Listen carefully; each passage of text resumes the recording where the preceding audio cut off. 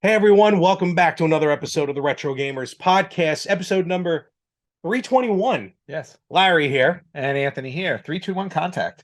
Ooh, I like that. 1, 2, 3, 4, 5, 6, 7, 8, 9, 10, 11, 12. Do you know who sang that song No. originally? No. The Pointer Sisters. Oh, good for They them. actually did do, I didn't realize they did that. Oh, one Yeah. of them died recently. Did they really? Yeah. I had no idea. Welcome to the Retro Gamers Podcast. Yes. Not a walk down Sesame Street. No, not at all. But it's going to be nostalgia filled this week. Oh, absolutely.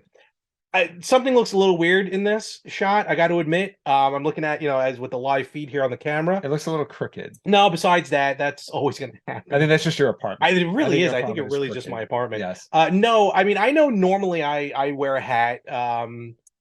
Something seems a little weird. Yeah, I'm wearing a hat. What is going on there? I've never seen you in a hat. No, I wear hats all the time. I wear hats all the time, but I'm wearing my special Mario hat in celebration of. Do that. The Super Mario Brothers movie. I know you're jealous. A little bit. Yeah. Well, not really, because I know I won't be able to fit in it. Well, yeah, there's that too. I'm not gonna lie, this is a tight fit. Maybe it's only for Italian heads. It's me. So yes, we're warning people right now, as you will also maybe see in the title. We are talking about the Super Mario Brothers movie, yes, which just dropped a few days ago. Yes, and we're going to talk about it, and it will be spoilers. So we're warning you now. Spoiler filled. We understand you may not listen to this episode right away, but quite frankly, if you haven't seen the movie opening weekend, you're not a true fan. Yeah, but you know what? Some people have they can't make it the first weekend. You might want to be a little nicer about it. It's Easter. People are off. It's Easter. It's Passover, but right. I mean, yeah, sure, little leniency there. I'm going. Monday of this recording will be my third time seeing the movie. So by the time this drops, you will have seen it 3 times. Yes. Yeah. Okay. Well, you're crazy. Cannot wait. I know. I will have only seen it once. I'm not saying that I won't go a second time. I probably will. But yeah, you're just nuts. So fair enough. Let's leave it at that. Fair enough. Yes. So we're gonna get into that in a little bit. Again, we warn you there will be spoilers because we can't help it. Yes. But before we do that, we did hit the movies, and then I actually brought Anthony over to the Patchogue location of Game On. Yes, which was a really nice store. I liked it a lot. Right, it's your first time there. First time there. Really good store. A lot of stuff. A lot more stuff than I was expecting to see. Rob. Yes. Rob was his name. Super nice guy. Yep. Really nice to talk to him about stuff. I can see why you like going to that location since he's a wrestling fan. So yes. You get a lot of conversation out of that. Very much. But yeah, no, it was a lot of fun. All right, cool. Yeah, a lot of fun. And of course, we shopped. We absolutely shopped. I always shop. Yeah, well, I blame you for the money I spent. So do I have to pay you back? Yes. Okay, fair enough. Yeah. So we're gonna talk. I take PayPal and Venmo. We're gonna talk a little bit about what we picked up, and then we'll get into the spoiler-filled movie. Oh my god, so spoiler! You can, in fact, you can just watch us, and we'll tell you from start to. It's gonna be an hour and 34 minutes. No, actually, go see the movie. Yes, actually, yeah, go see the movie. You don't want to hear us talk about a movie you haven't seen. So let's get right into it about some stuff to pick up. Who wants to go first? I'll go first. You go first. I'll go first. You got some cool stuff. I did. Well, first off, I'm showing off something you picked up for me a couple weeks ago. But this is only the second handheld I've ever owned. Really? And we're talking about the Nintendo 3DS. There you go. And that is an original issue 3DS in blue. Look at that. Look at that old school setup. Yes, great condition. Yep. And I figured if I was gonna get a 3DS, I might as well get the OG. What's the other one that you had? I had a Game Gear. Did you have a Game Gear? I did. I had a Game Gear for a while. I bought it at Funko. Original? Oh, okay. OG Funk. And I think I sold it back at a certain point because I never played it. I know. That's why I was kind of curious. Yeah, I never played it. You're not a handheld. And I do have a Game Boy at home, an original Game Boy that somebody gave me. Oh. But it was like half. It's not in great shape. But I do have an OG Game Boy, but I never purchased it. This is the first one. The first run, if you will. Yeah, the second time I purchased a handheld. Cool. So very happy about it. Great color. Great color. Love the blue. Love the blue. I would have preferred the Zelda gold, but it's pricier. Yeah, very pricey. So very happy with that. And then you also bought me, you didn't buy me, but you picked up for me Legend of Zelda Phantom Hourglass for the 3DS. Because now I want to collect all the Zeldas, of course. Which I'm shocked you haven't done already. Well, I never bought any of the handheld ones because, again, I never really played the handheld ones. And then I got the Retro Freak and I'm like, oh, I can play handheld ones. And then I just forgot to buy them all. I'm like, all right. So, except I did buy Oracle of Ages and Seasons. You did, yes. So I have those. So today I picked up a couple of additional 3DS games to go with my new purchase. So I got Luigi's Mansion Dark Moon. Great game. And this completes the Luigi's Mansion set for me. Trilogy, yeah. Because I have the GameCube one, I have the Switch one.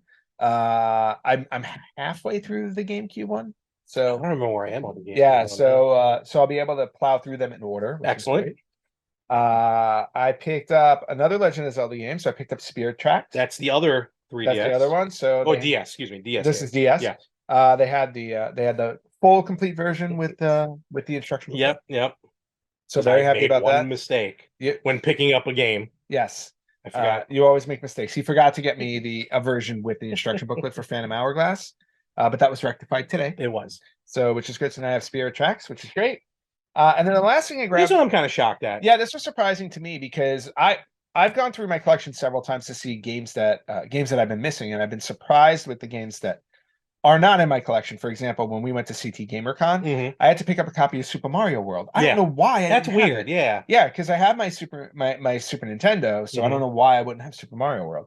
But I guess that's kind of part of the mystery. Like, I recently also rebought Ocarina of Time for the N64 because mine went. Oh, really?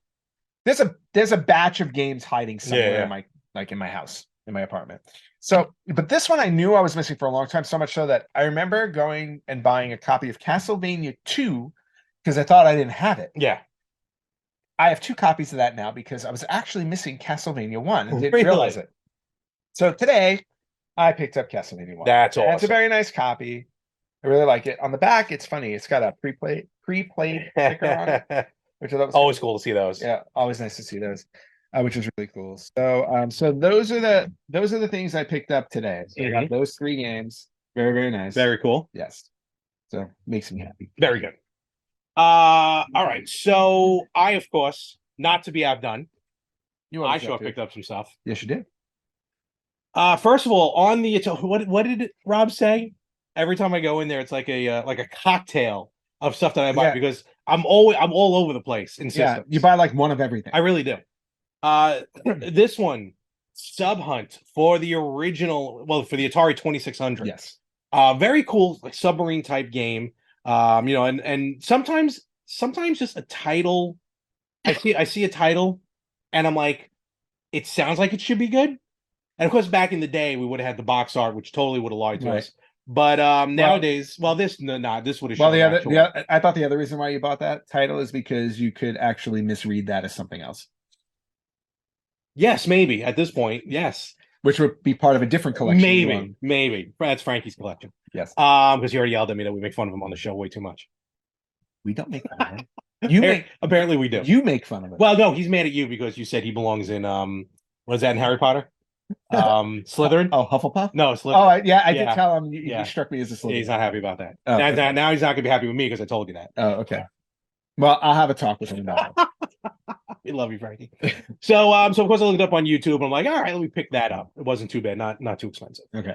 So we got that going. Let's see that one first. Oh, I didn't know that was on there.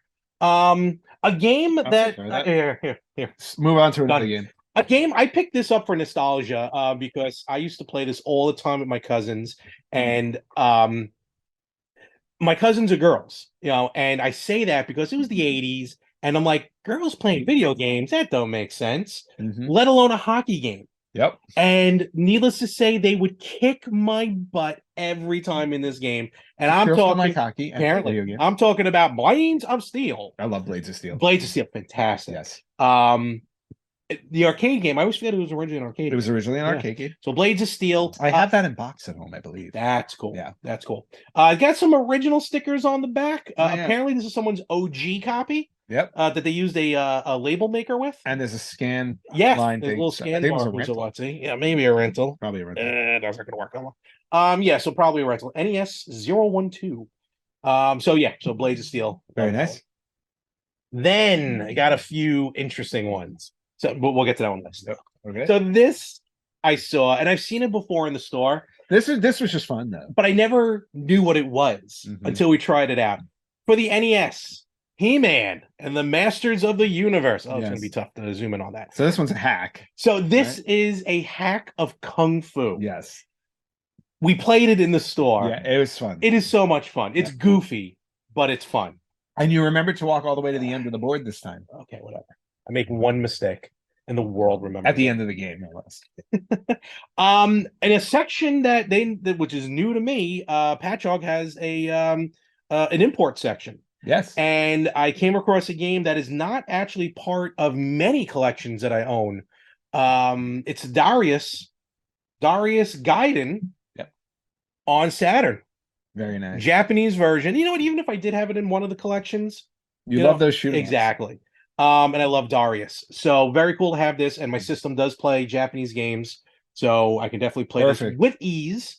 Looking forward to that. So very cool on that one. And then this one, I came across it first, and I'm like, well, that's weird.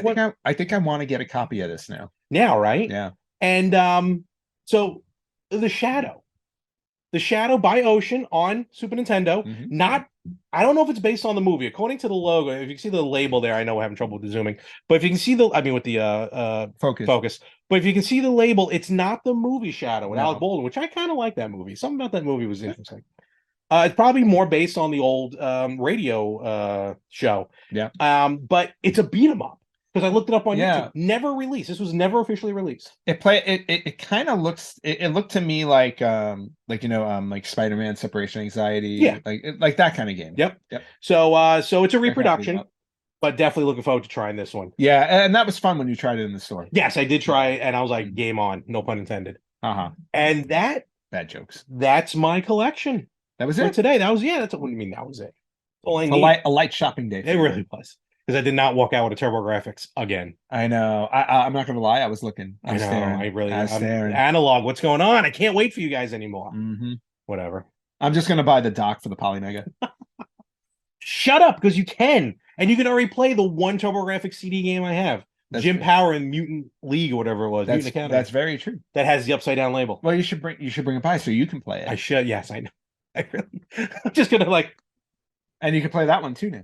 The Sega Saturn. No, I can play that one. Oh, you can play that on yours. How dare you? I told you I have my Saturn. I don't know what kind of garbage you have, or what you bought and thrown out. I can't keep track anymore. No, there's a lot of stuff I've bought and thrown out. Yes. So shopping wise, that's pretty much what we did on shopping. So good stuff. Good adds to our collections. And so that was game on. Yeah, that was really cool. Yes. I enjoyed it. I would definitely go back. Yes, I hope so. So now I just have to get you to, I think, the arcade, and we're good to go. And maybe Miller Place. Yes, and then I will have covered it all. Awesome. And with that, I think we'll just get straight into it. We're gonna roll right in. Why wait? Again, this weekend, the opening weekend, for a movie much in anticipation, and it is here. The Super Mario Brothers movie, brought to you by Nintendo and Illumination. Yes, we've been waiting for a sequel from the 1993 movie for 30 years. Can you? I mean, with everything that Bob Hoskins has said about the movie, John Leguizamo, recently Seth Rogen commenting on the 93 film. Yeah. Didn't you said that recently it became like one of the top 10? Yeah, because of the Illumination movie release, Mario movie release. Now, the 93 Mario Brothers movie is like a top seller on Amazon again. That is phenomenal. I love when that happens. Well, in all fairness, it is celebrating its 30th anniversary. No, it is, but that happens often. Like something comes out in like the old, and then just becomes famous for a little while. So let's we're gonna give you one more time. Here's the spoiler warning. In 5, 4, 3, 2, 1. Mario dies. Oh, what? They made new music for it. Okay. Right off the bat, like I said, I've already seen it twice, and I already have my tickets for a third show. So you didn't like it? Oh my God, I despised it. Yes. My record for seeing movies in a theater was, I believe, 3 times in 2 weeks. It was the first Transformers live action movie. Oh, okay. My record is 3 times in 36 hours. Wow. That is weird. What movie? Scream 3. Oh, was that even a good one? That was the one I think most people don't like. Oh, James Silent Bob are in it too. Yes, they are. I saw it. I took the day off of work. Saw the matinee so nobody would spoil it for me. Went back that night with friends. Okay. And then the next day went with the friends who couldn't make it that night. Well, you definitely got me beat, so whatever. Always. Yes. So I'm breaking my own record at least now. So I'm going 3 times in 5 days. Yeah. Wednesday, 6 days. 6 days. So right off the bat, I'm going to tell you what I loved. I mean, we're going to talk about it, we're going to get into it, but Yes. I loved it. I sat there, and I'm talking when I initially saw it, and there were moments where I welled up. There were moments where I'm like, I can't believe this part of my childhood is finally on the big screen. Mm-hmm. And you know, just how reaction, I'll talk about it in a little bit, but I just want to say right off the bat, I just love this movie. I truly do. I Mm-hmm. think it has already broken like the top five of my all-time favorite movies, and it is Wow. probably creeping up quickly to top three. Wow. Okay. That's Animated, saying a lot. yeah, animated movie wise, might be my number one. Animated Wow. All right. might That's have saying been a lot. might have beaten Transformers '84. So Ooh. yeah, All so right. yeah. Oh, I got to figure out if it's in my top five of animated movies. Hmm. Might not be. I mean, my top three now would be like Mario Brothers, Transformers, and Batman: Mask of the Phantasm. Ah, nice. See, I got to figure out if it leaps Lion King Okay, and Toy Story are my top two. interesting. So, Okay, fair yeah. enough. So I don't know if it's going to get over those. That's a tough one. That's a tough one for me. So right off the bat, you of all people, and I've said this on the show Uh, before, we go through this every time. because you are a terrible critic. I am not a terrible critic. No. Terrible meaning you are always very hard on movies. I'm not very hard on movies. I'm very critical of movies. There's a difference. I don't see the difference. So, I thought it was a lot of fun.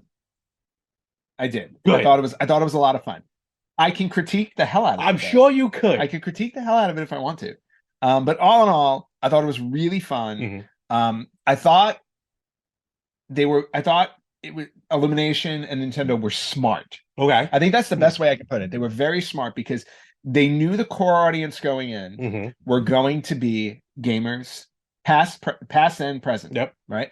So they wanted to make sure that they can appeal to those people, most importantly, because you don't want to sit through a movie based on a video game and not make the gamers happy. Like many game movies in the past. So I really thought they went above and beyond to cater to that. And when I talk about that, I talk about like gaming references. Oh my God. Gaming all over the place. Like I feel like almost every scene or every like cut in a scene, there's something that you can look at and be like, oh, I know what that's from here. That's absolutely. From there. And we'll get into that a little bit more later. So I thought they were very smart with doing that. The detail that they put into it was fantastic. And then on the other side of it for the movie itself, I thought they did a really great job creating a kids movie that adults can get through. Okay. Because, and I'm talking more like outside, like for a general audience. I feel like that's Illumination does that. Right. Illumination is really brilliant at creating a kids movie that just adults will sit through it and enjoy and not feel like they're like being tortured. Yeah, no, I hear you. So I hear you. Because I love when adults, like they say, oh, this movie's terrible. You're like, well, it's rated G. This one wasn't, but it's rated G. What do you want from it? You know what I mean? Like it's a kid's movie. Right. No, exactly. But I know what you're talking about. But there's a way to find a balance. No, you're right. And I thought they struck a really good balance here. And yeah. So overall, like in that respect, I thought it was just incredibly well done. So the critic in me has some issues with Can I leave for this part? No. Okay. Well, and maybe we'll touch on it a little bit later. But the critic in me thought that like story-wise, character-wise, I thought there could have been more. Okay. I thought there could have been more on that front to help make it an even better, well-rounded movie. Okay. So, but that's kind of Illumination style with me. Whenever I see an Illumination movie, they tend to be frenetic, and they really move at a quick pace. Thank you. Okay. Frenetic means it's kind of like, you know. Yeah. But do you think that leans to the fact that because it is a kids movie and kids don't really have a long attention span? No, that's what it is. Okay. Like if you ever like kids want to watch something over and over and over again, and they're only going to watch it over and over again if it has like some form of repetition and again like that quick frenetic pace. Yeah. So again, that part caters to kids, no questions asked. So, but for parents and for adults, if you're trying to cater to an adult audience, I think you need to have a little more substance to it. And I think there was substance in there, but there could have been more. All right. That's all. Does that disqualify the movie for me? Absolutely not. I thought it was a fun ride from start Yeah. to finish. It's weird because you're right. There were, even when I watched it on Wednesday, I went by myself on Wednesday. I went with you today from when we were So you were the creepy adult by yourself in a sat in theater the full of back row. kids? It wasn't full of children. There were some children. There were a lot of adults here. It's not like when I went to Glee 3D. That was weird. Oh, So oh no. look, I enjoyed Glee for like the first 3 seasons. Okay, So we'll touch that one. and then I'm going Monday. I'm going with my cousin, my godson, and his little brother. Mhm. So I'm seeing it with three different types of people. Yep. Nobody, someone who, again, I was like, oh, I know he's gonna pick the heck out of this, and then just kids. Yeah. Now, if I may, there was one thing that happened in the theater, which nothing bad. I feel like I should mention, because when you said it, I was like, I think he's hooked for the movie. So here we go. So the movie opens up with the studio logos, as you do. Yes. And one of them, for the first time, we didn't even get it in the Bob Hoskins movie. I don't think we got it in the live action. If we did, it was very whatever. We got like a full Nintendo Animated opening? I don't know what you call it, opening credit or something. I'm sure there's a term for it, where it's the 8-bit Mario and Luigi with like the first level. They do the question block, and then it's just Nintendo. Yep. Now, when I saw it, that's the first time I was like, keep it together, keep it together. Oh. Because I honestly, as I grow old, I'm getting so emotional and stuff. And again, that just, I mean, the last time I cried in a movie becoming a rock. The last time I cried in a movie, there was the Muppet movie. When they redid it. Oh, yeah. And then they brought back the Muppet Show and the music was playing. I was bawling in the theater. I don't mind. I'll say it. That's fine. So when that logo hit, you went, ooh, that gave me goosebumps. Yes, because again, it's like they hit you right with the nostalgia right at the beginning. Yes. And not only that, in my head, when I look at that, I immediately think of, I'm like, what? No. This is real, not in the sense of the movie itself, but Nintendo is moving into the film business, the film industry. Which I think they already started like a division or something. Yeah, no, they started a film division, but to me, that cemented it the way that, like, when I first saw the Marvel logo for a movie, it's like, now I know that this is official. They are making movies, not just one movie. They're making movies. Yeah. This is it. So it goes without saying. Yeah, so that combined with seeing the little Mario Luigi animated logo, I was like, okay. And here, I can admit this, I didn't even get that touchy-feely when I saw the Sega logo for the Sonic movie, the first Sonic movie. And even that same thing, though, I'm like, oh my God, this is it. Now Sega's moving into the movie business.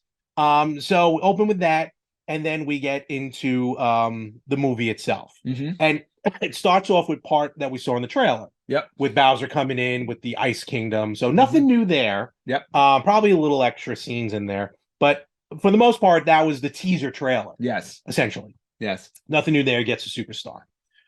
It's when they cut to what would be real world Brooklyn. Yes. That's why I'm like, okay, now we're talking. I heard a tree grows there. Yes, maybe. I can sell you a bridge. I can tell you that much. That's true. So they start in real world Brooklyn jokes. They start in real, and for two kids who grew up in Brooklyn, we should have better jokes. There were no. But for two kids who grew up in Brooklyn, it was Brooklyn. I don't know if you know. Yeah. So here's the thing: with me seeing it the second time, and you said it as well. It was your first time seeing it. It was when I saw it for the first time. I knew there were going to be Easter eggs, but I had to force myself not to look for Easter eggs so I can watch the movie. Yes. This time I looked for Easter eggs. Yeah, see, and I spent the first like 10 minutes of the film looking for Easter eggs, and I had to because they started popping up. Right, and I had to force myself to stop and say, no, focus on the characters and the movie that's going on, because you're going to miss the movie looking for Easter eggs. So like I saw the Brooklyn Bridge was in it. I'm pretty sure I saw the World Trade Tower. Freedom Tower was in it. That I didn't notice. I did notice the Brooklyn Bridge, though. But meaning the reality. Yeah, trying to do real Brooklyn. Yeah, they did their best to place it in Brooklyn. Yes. So yes. So that works out well, and then they do the commercial, which we've seen as well, the Mario Brothers commercial, and that's where they do a very funny pun on the voices. Yes. Which again, I probably would have paid money to hear that full Mario, the very, very Italian-like Mario, video game Mario. Yes. I would not have watched that for an hour and a half. There's no way. And then it pans out, and then they make a joke like, "Oh, voices sound weird." Speaking of voices, Chris Pratt, Charlie Day, absolutely no problem with their voices. Okay. I'm just gonna say this right now. Yeah. I had no problem with any voice in the film. Yep. Period. Let's leave it at that. So done there. Yes. What was the first major real like? Oh, before you started watching the movie and not looking for pop-ups. No, I mean, I really think the first. I think the first. Well, first off, in the beginning, when Bowser invades the Ice Kingdom, Yeah, I was really hoping somebody would have picked up a baby penguin and like threw it off the side. That would have been very interesting. That would have been fun. But I guess the real first one I paid attention to was when we got to the pizzeria. Yes. So the first scene with Mario and Luigi after the commercial, they're inside a pizzeria having pizza, and it's Punch Out Pizzeria. So I think the idea is that Little Mac owns a pizzeria. Yeah, Little Mac from Punch Out bought himself a pizzeria. And so if you look at the walls, you have all kinds of pictures from Punch Out. So it's like all of the different fighters, Little Mac, all of that stuff. The first one I saw was Glass Joe. Glass Joe was the first one. And that was before I realized it was Punch Out Pizzeria. Yes. I just figured it was a wall of some sort. Yeah.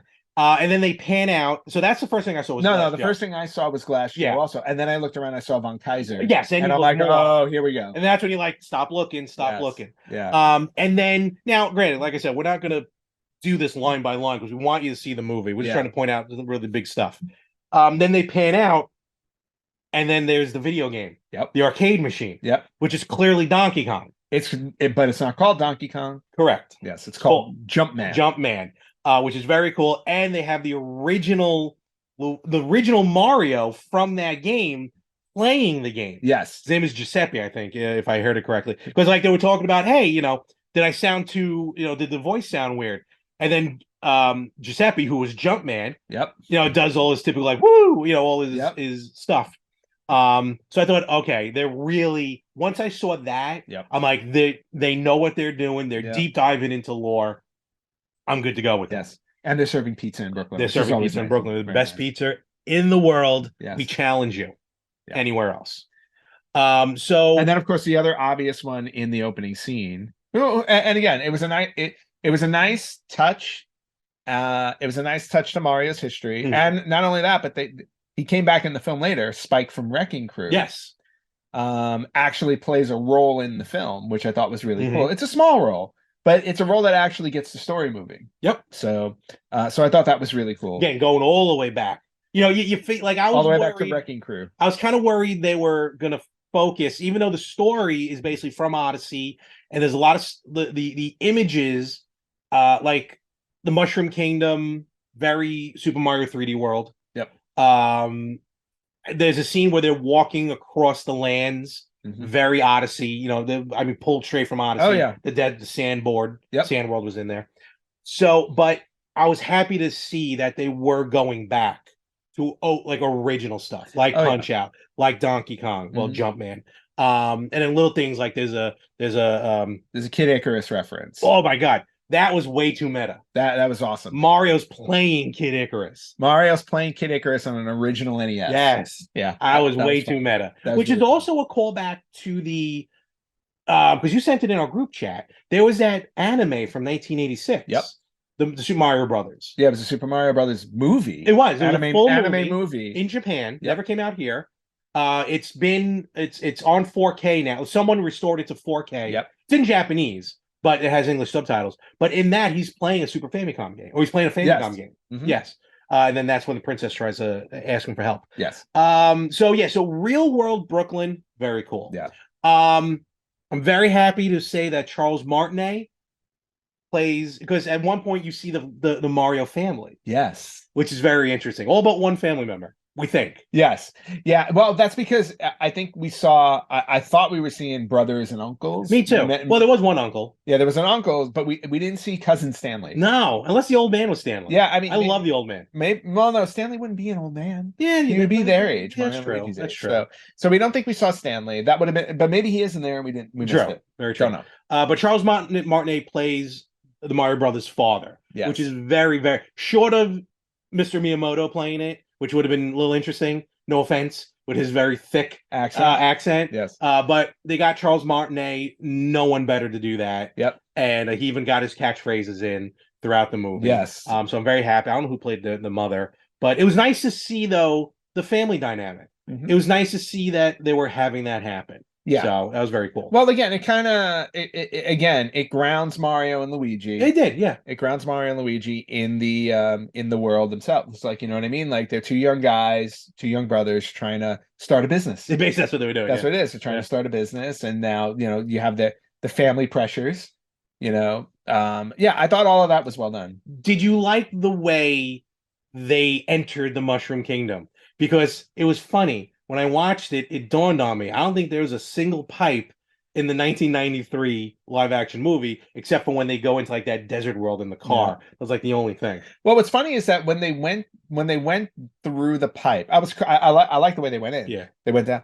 But that scene in the movie reminded me most of like a nod to the 93 scene, because there were scenes in the 93 Mario movie where they were underground. Oh no, true.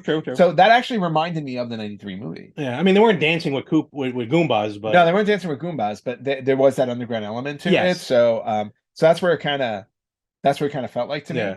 I had no problem with the way that was done. So it makes us to the Mushroom Kingdom, and then we see the Mushroom Kingdom, and this is where when Anthony was talking about how the movie kind of picks up fast. Yes. Mario gets sucked into the Mushroom Kingdom, and Luigi. Well, yeah, Luigi as well, but Luigi ended up in the Darklands, as they call it. Yeah, they separate. They wind up in two different. So lands. basically, it's trying to save Luigi. Luigi's the damsel in distress. Yes. So Mario's in the Mushroom Kingdom. He meets Toad, freaks out that he's talking to a toad or mushroom. Yep. And then like 30 seconds later is like, all right, I'll take me to wherever you're going. And Toad's like, all right, I just met you. Let's go to the princess. Yeah, I just met you. We're friends. So even I was like, wow, that was pretty quick. Yeah, those are the kind of things in the film that you see. Like those happen pretty much throughout the entire film. Like the character relationships don't really blossom. I guess, but blossom, they just happen. But I like that because it got to the movie though. No, and I get that. But that's the part where I'm like, I feel like if that was filled out a little bit more, I think it would have been a much stronger movie. Now I know there are parents, because kids don't go by themselves usually. Yeah. But I'm sure there's some people going to this movie who don't know the origins of the characters. But do you think maybe they did that on purpose? They sped it up because I gotta say 85% at least of the crowd knows who these characters are. Well, no, I think they expect people to just fill it in, where it's like, oh yeah, we already know these people know each other. However, if you're creating a story where inside the world these characters are meeting each other for the first time, then it would behoove you to actually spend the time to have them get to know each other, not expect your audience to just automatically fill it in. All right. Because it feels a little weird, where it's like, if I'm meeting somebody for the first time in this weird world, it's not going to be a 2-sentence conversation and then we're off together. But it's almost like if you compare it to the Spider-Man reboots.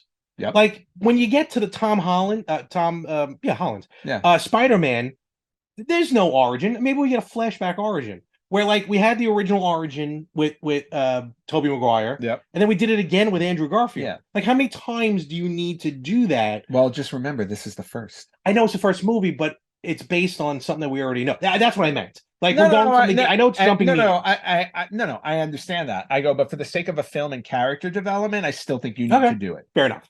So we'll and to move forward, like I said, I don't want to. Again, do I think it like ruins the film? Yeah. No. Okay. Would it have made the film better? Yes. Okay, fair enough.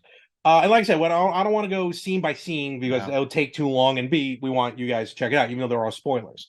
But let's get to some characters. So again, Chris Pratt, Charlie Day at this point, they're doing justice to the characters.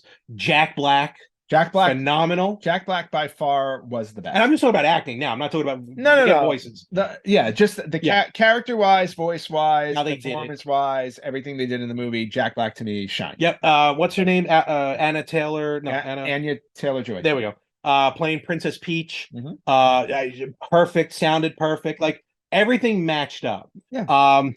Cranky Kong. I just love Cranky Kong. Cranky Kong was great. Fantastic. Donkey Kong was great. Seth Rogen just doing Seth Rogen for Donkey Kong.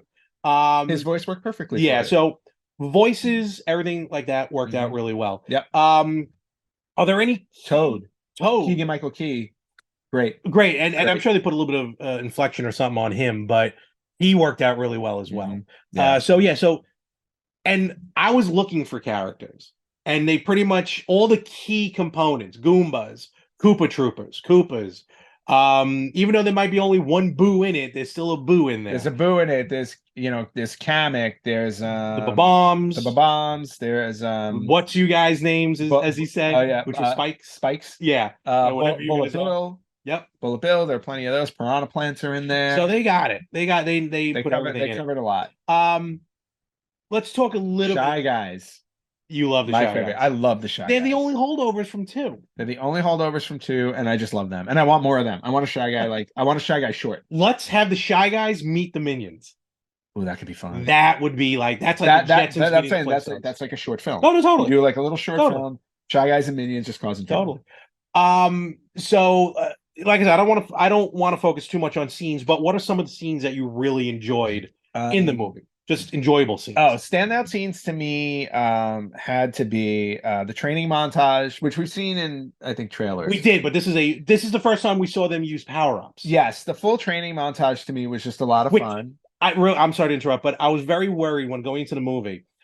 Like, I was worried that Mario would get to the Mushroom Kingdom. Obviously, we knew there were going to be power-ups. Yeah. But like, I didn't want it to be like, because in the beginning, he's like, mushrooms. I hate mushrooms. Yes. Which is always very stereotypical in these types of movies. Yes. Like in the Popeye, Hate Robin Williams Popeye hated spinach. Popeye, yeah, he's like, yeah, spinach. No, but he doesn't eat spinach till the very end. Mm-hmm. So I was very worried that we weren't going to get a Mario mushroom power up until the very end. No, but we got it very early. Yeah, which was very cool, and they did it justice. Yes, they did. They did do it justice, which was good. So the training montage I thought was really great. The battle with Donkey Kong was super fun. God, so good, super fun, and of course my favorite Cat Mario. Cat Mario is just awesome. Yep. The dungeon scene when Luigi's in the cage was amazing because it introduced us to arguably the best character in the film, best minor character in the film, and we have the little toy from it. And there's a reason why they made a toy because I think it's breakout. I got into it when I picked the toy up. This is from McDonald's. You had no idea who it is. No, I knew what it was, but his part in the movie was not at all what I figured. So, and we're talking about Luma Lee. Yes, Luma Lee in the film by in my opinion, breakout minor character of the film. I need more Luma Lee in my life after seeing this, just because I don't want to. This is one thing I don't want to spoil. When you see Luma Lee in the film, you'll understand why this was one of arguably the best. I immediately thought of you when I saw Luma Lee is my spirit character. There you go. Right there. So enjoy right there. So I'm very happy with Luma Lee. My favorite scene was in the they were still in Brooklyn. Oh, God. And then last but not least, Peaches. Oh, the song? Yes. Oh my God. We're gonna get to that in a moment. Yeah. With the music, because the music was I can't even. It's perfect in my opinion. One of my favorite scenes was early on in the movie when they're still in Brooklyn and they're running late for a job. So they ran to the job, and the perspective of the movie switches to a side scroller. Yes, I love that. No, that was awesome too. That was very cool. I did not mention that to the point where you saw some stuff like Luigi's trailing behind, so Mario's helping him. Like it was a construction site. I'm pretty sure the door that Mario threw down for Luigi to cross over was a door from Wrecking Crew. Probably because that would have been Wrecking Crew company working on it. Yep. And then at the end, Mario jumps on a sign, a pole. And then what was the name of the place? It was like Castle Donuts or something. Yes, I don't remember the full name, but it was shaped like a castle. And they had the sound. Yes, of him sliding down the pole. Sounds and music are going to go together in a little bit. That scene I loved. You're right, Luma Lee. I just loved it. I also loved the when they were getting the carts. Yes. So they had the Kong army, and they're moving on, and they're picking carts, and just seeing all of that was very cool. And even everything on Rainbow Road. And it was funny. Again, you made a point of Rainbow Road, where it's like, this isn't accurate. Oh yeah, no, because Rainbow. Well, no, it's accurate for one version of Rainbow. I know. Road. I was gonna tell you the movie, name, but I didn't want to talk. No, I know. Rainbow Road had railings. Yes, it did. And I'm like, no true Rainbow Road should have railings. So I want to see people fall off this thing like I did.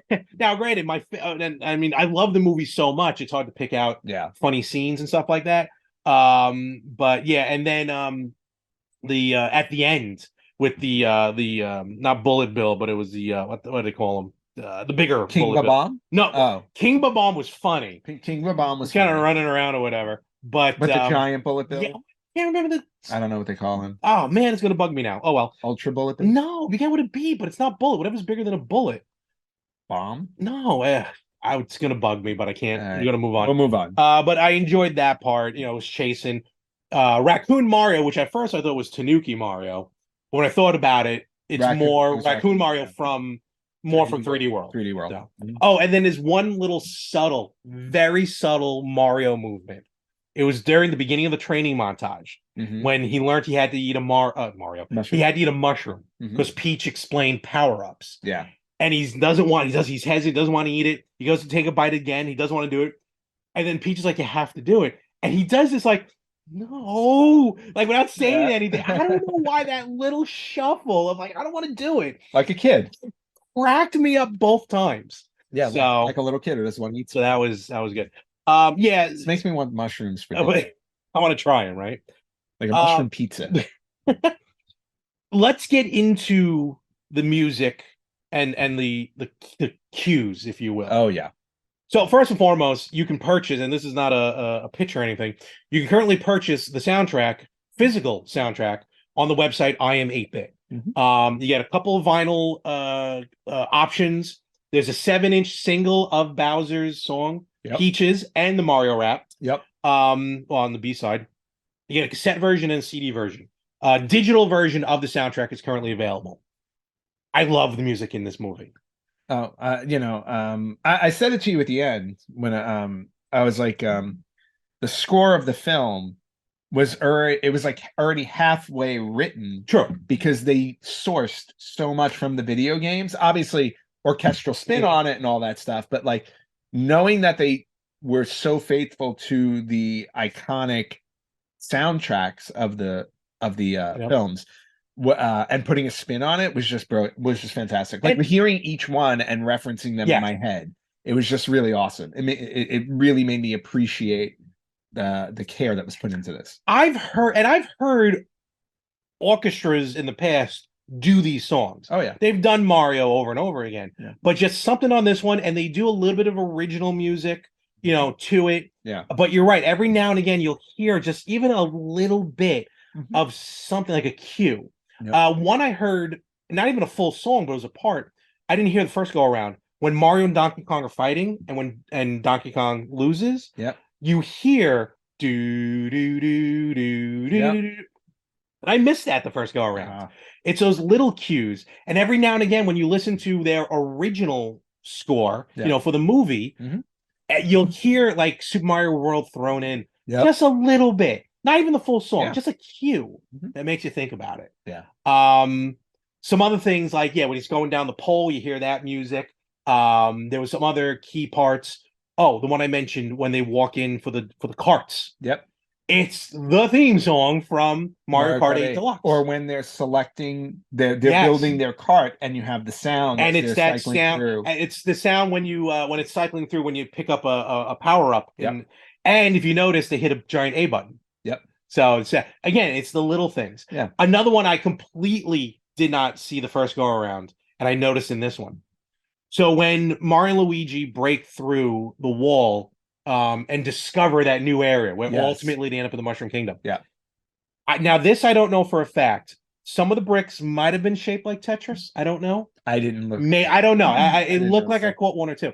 But here's the thing: when they pan out and you see the hole in the wall, I think that is absolutely a silhouette of Mario's head. I did not like 8-bit, 8-bit Mario. I did not notice that. I know. I only caught it today. Okay, and I'll check it again on Monday. Okay. So That's again, really cool. that was very cool. But like you said, like aside from the soundtrack, just the sound effects used throughout the movie. Did you notice Luigi's ringtone? Yes, it was the GameCube startup. It was yes. Yep. That was awesome. The GameCube startup, even the sounds for some of the characters, like when the Shy Guys showed up. Oh yeah, and you heard them. Yeah, like it's just the sound wah, that wah. they make. Yeah, wah, wah, wah. Yeah, like just things like that. They didn't change most of what works. which I thought was really, really cool. Even the part when King Babam sits down Yes. and he sits on a Koopa, and the Koopa shell goes back and forth Yes. rapidly. Again, it sounds like it's from the game. Yeah, exactly. So there's a lot of that going, obviously traveling through the pipes. Yes. You know, you had those sounds there. Yes, I was very really happy cool. they kept that because it sounded like when Mario was coming out first, I'm like, they're putting a spin on it. But then at the end, you hear the want, want, want. You know, you hear the thing. So yeah, but all the way throughout, I think they really did a great job touching on all of that. Yeah, very good.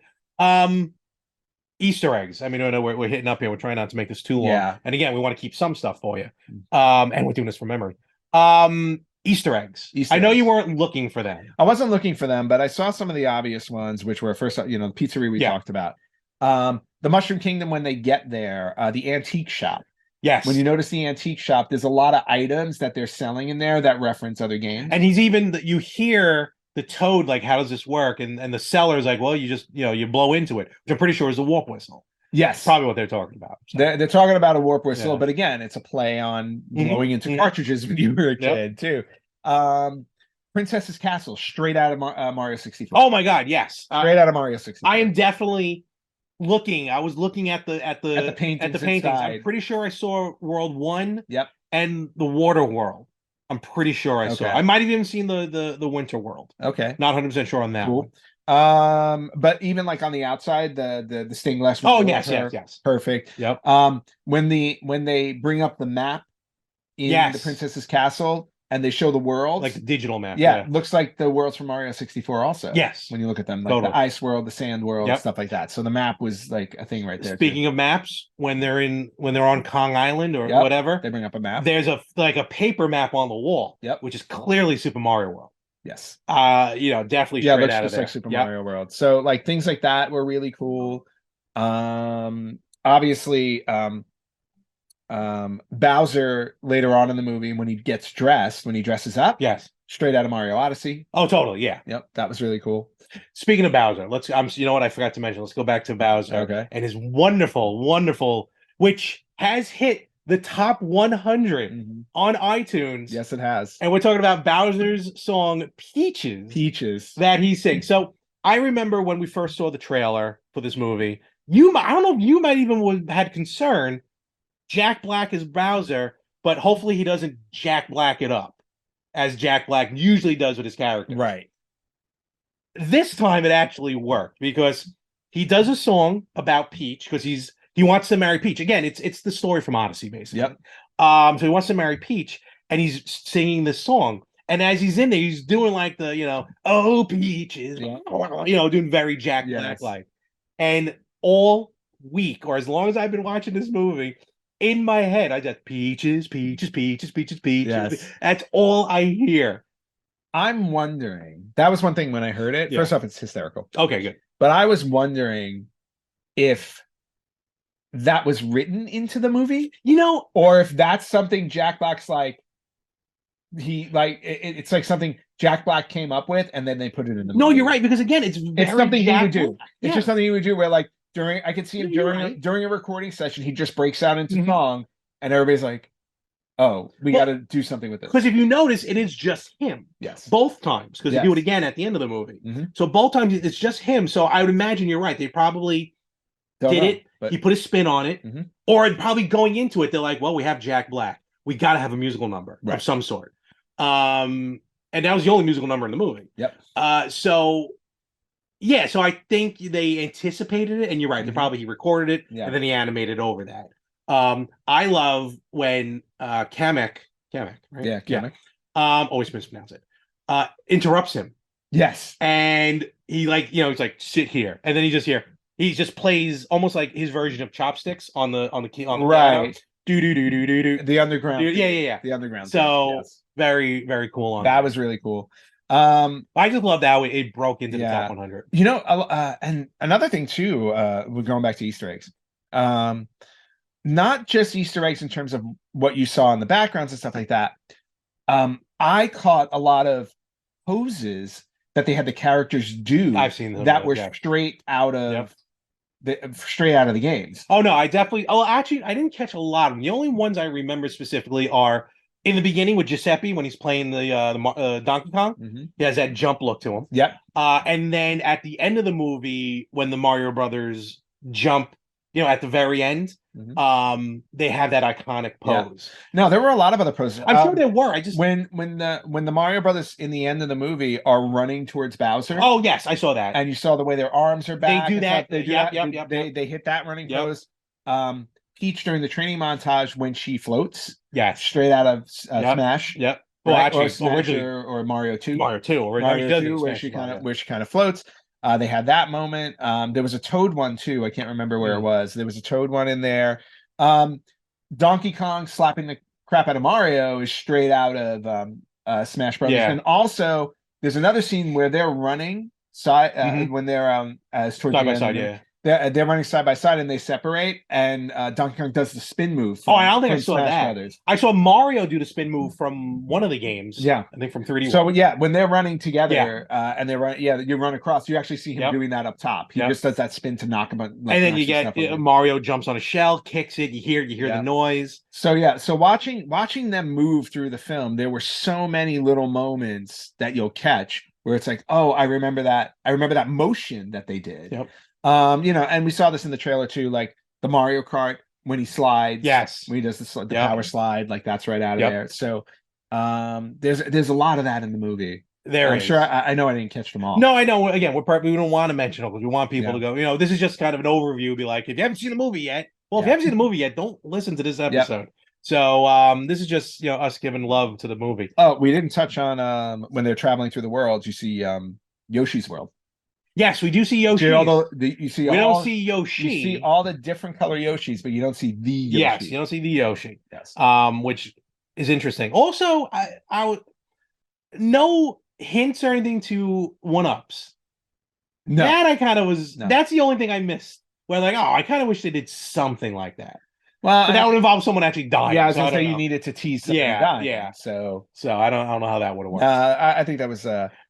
I was okay without that. I do like how when Princess Peach was explaining how power-ups work, she was just like, "Oh yeah, by the way, if you get hit, you lose a power-up." Like there wasn't some where you had they jazzed it up for the movie. Right. It's just you got hit, you lose a power-up. In the world, if you got hit, you lose a power-up. I just found that funny. I just thought that worked really well. Because in other words, it was the type of thing where it's like, you know what? It would be a tough thing to try to explain how you would lose it. So they just kind of went over it. Since this is a spoiler version, and we really do hope you watch the movie first, we will talk about the ending then. Might as well. Yeah. When they finally get the superstar. Yes. And it's funny because when we first did when we first reviewed the trailer, I even stopped myself because I'm like, well, the superstar's in the movie, and I'm like, I think I say something along the lines of like, I can imagine what's going to happen at the end. Right. And then I stopped myself. And it kind of did. You knew someone's going to use the superstar. Somebody had to, of course. I thought maybe Bowser would, and then they had to work around it or something. Yeah. But no, both Mario Brothers used it, and it worked perfectly the way they did. I mean, they were invincible. Yep, absolutely invincible. Well done. They kicked Bowser's butt. It did prompt a question, though. Oh, what? Think about this for a minute. There's a superstar, right? And it makes whoever wields the superstar invincible. Why would the penguins hiding it and defending it? Why wasn't it on Kong Island? Why did the penguins have it? And not only that, when Bowser invades, why didn't the penguins use it? Well, it was in a question block. Maybe they didn't know it was in there. Maybe they just hiding a question block. I don't know. But you know what I mean? That was one of the things where I'm sitting there and I'm like, I'm going to hide this on the weakest world that I can. Again, a very small thing. I know. A very small thing that only you would think of after you see it. But, And I like the multiple uses of the shrinking mushroom. You didn't see that, it's a blue mushroom that debuted, I think, in the DS game, New Super Mario Brothers for DS. Yes. So I was happy to see that a couple of times. Yeah, that was a nice one in touch. a very comedic version with Mario and DK. Then at the end. Yep. I loved how they basically defeated Bowser. Very N64. Very N64. They grab him and twist. They grab him and spin. So they did a lot of stuff like that. I also like the fact that at the end of the movie, and this was a really nice touch, it's not just Mario. Oh, it's Mario and Luigi. But that's what I mean. Like, you think it would just be Mario vanquishing Bowser, but they give Luigi a spotlight, which I really like because Luigi often gets lost in the shuffle. No, you're right. So. And again, going into this movie, and I said it before, and I know people are going to misconstrue how I mean it, but I was really I'm already hoping misconstruing you it. are, I know, but I was really hoping it was going to be Princess Peach, damsel in distress, just because that's how the games are. Right. Majority of the games. Right. Yeah, I'm not arguing. She was great in the movie, Yeah. and what she did in the movie. She was a powerful princess, but every now and again she got a little concerned. Yep. But it was even though it was Luigi who needed the rescue. You're right though. Luigi never gets Mhm. the top billing. You didn't get Yep. top billing here, but at least he was a key part of the movie. Right. But the princess also gets to that point where she's in distress, and then it comes down to Mario. It's little parts that happen. Yeah. Yeah, like I was hoping like she got kidnapped and you know what I mean? They take it from there. Yeah. No, So, I think I actually thought the way they did it actually made it. oh no, I liked it. I liked it better where Yeah. it's like they gave her a choice Mhm. and she's like, well, I can choose one or the other, and I'm doing this to save Yeah. my world. No, type I of get thing. it. So like I like the way that they went with it. And we got a very small origin story to Princess Peach. We did, which I'm assuming Might lead itself to part two. might lead itself to part two. I mean, I don't think that would have been put in there unless they were going to explore it later. True. So, and then one of the because maybe start to wrap it up here. Yep. The post credit scene. Yes. So stay till the end of the film. All the way. Post credits. All the way to the end. After the credits are done, there is a post credit scene. How'd you feel about it? It's we go back to the I thought it was pipes. Yep. You see an egg, a Yoshi egg, it cracks. Yep. And then we get from the game, we get the Yoshi sound. Yep. So what do you think about it? I thought it was great. Somebody stowed away to Brooklyn. Yes. And which we didn't even mention, I think it's a nod to the original live action Mario Brothers, where the Mushroom Kingdom or part of it comes to Brooklyn. Comes to Brooklyn. Yeah, I thought that was really cool. I get it's the first movie in this possible Nintendo universe. Clearly, Nintendo Illumination, they hit a home run. It's clear. There's going to be more Mario. Well, the box office shows it already. Right? What did they, as of this recording, do you remember some of the numbers? Yeah. So as of this recording, the first 3 days, which were Wednesday, Thursday, Friday, netted 113 million. Is that domestic or worldwide? Domestic only. Okay. The current estimate for the 5-day is now, I think they're worldwide. They think it's going to hit 368, which is huge. Wow. Okay. And then on top of that, the 3-day total from Wednesday through Friday, it is now the highest grossing opening 3-day animated movie based on a video game. So Sonic was holding it with 72. So it flew past that. You know what? I think just all love to Sonic. Sonic was great. Mario's Mario. Yeah. You can't. This is what I was waiting for. Absolutely. So was that. So with the end credit, it is what it is. Hopefully, if they know there's gonna be more movies down the pike, like when they're making it, like there'll be more because it was just the Easter egg. It's almost like how I treated Power Rangers. The post credit scene is just like Tommy, like in detention, and you just see a green jacket on a chair. Yep. So it's a tease. I was hoping to see Wart. Oh yeah! Finally, let's bring back Wart. That was not going to happen, and it needed to be something instantly recognizable. Fair enough. Yeah. Fair enough. And just bottom line, like I said, I loved it. The end credit, even the end music during the end credits was great. Yep. And again, they give they obviously they in the credits they talk about everyone. They talk about the Nintendo president currently, and they also give a shout out to the former late president. The late great former president Iwata. And again, I welled up. Yeah. It's weird. I'm getting old and mushy. You are. So, but bottom line, this is the movie I've been waiting. Not 43, 36 now. What is it? 37 years Super Mario's been out. The game. Well, I mean, yes, a long time. A long time. Very long time. I love it. Out of a 10, I'm giving it a 12. Very nice. I can't. I'm so happy with this. I can't. I'll give it an 8. Get off. Just leave. Get off the stage. I don't know if I give any movie a 10. I know. I know. Trust me. Because every movie I watch, I always find something where it's like, well, if you tweak this, I think it would. I just go into it having a blast. Yeah. So that doesn't mean I didn't enjoy it. 8's pretty good. 8's not bad. 8's really good. You want 10s across the board. Well, with my 12, it evens out to a 10. I was just gonna say, if you want 10s across the board, find somebody else. So bottom line, absolutely loved it. Yes. I'm already jonesing for a sequel, which we know there'll be. That's going to be a while. Yeah, maybe not. I don't know. They pump out these animated movies quickly. They already got Mario and Luigi in the memory bank of the computer. That's true. Well, we'll see what happens. So we'll see. Yes. So with that, we will wrap it up. And again, we hope you enjoyed the movie. We hope you watched the movie first. Yep. And where can they tell us if they love the movie or not? Well, you guys can find us on Facebook.com/Retro Gamers Podcast, on Instagram at Retro Gamers Podcast, on Twitter at Retro Gamers Pod. You can listen to us wherever you listen to podcasts. You can watch us on YouTube at Retro Gamers Podcast, or you can email us at email@theretrogamers.com. And don't forget to like and subscribe and leave us a good review. Do that thumbs up. Thumbs up. And with that, we will, well, I'll catch you later. Yeah, well, you'll catch me somewhere. And we'll catch you next week on the Retro Gamers Podcast.